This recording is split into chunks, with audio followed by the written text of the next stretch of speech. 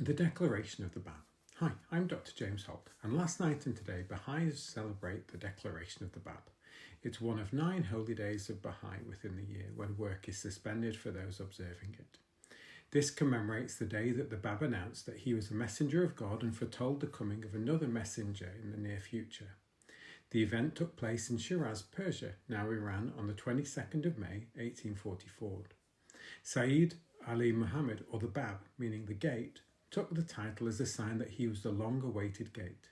Initially being part of Shia Islam, the name of the gate would have particular meaning as the hidden Imam of Twelver Shi'ism. The initial teaching was that throughout history there have been people who have served as emissaries or means of communication with the hidden Imam, who resides in the spiritual realm.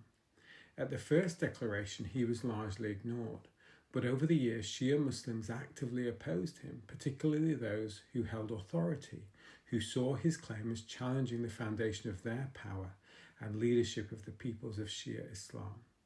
The understanding of the Bab as the gate took on a different meaning for Baha'is, and it could be suggested that he was the promised Imam. He came not to reform, but to initiate a new religious dispensation. During the time of the Bab, many of his followers tended to remain within Islam, though they faced increased persecution for many reasons, including the addition of the Bab to the call to prayer as the gate. His role was articulated by Hatram Martin, who said, "Thus he was a messenger of God, the founder of a new and independent religious dispensation. Just as early Christians had to free themselves from the laws and ordinances of the Torah, so were the Babis called upon to free themselves from the requirements of the Islamic Sharia."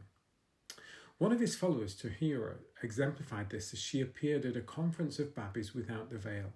The Babi also rejected all types of violence and jihad except that which was fought in self-defense. For Baha'is, the Babi described his work as preparing the way for him who God will make manifest. All that he taught in his life and was written down in his most important work, the Bayan, would be confirmed or ended by this promised being.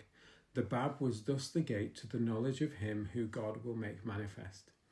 Baha'is regard him as a manifestation of God, as the promised forerunner to Baha'u'llah, and as the closest of the manifestations of God to the time of Baha'u'llah.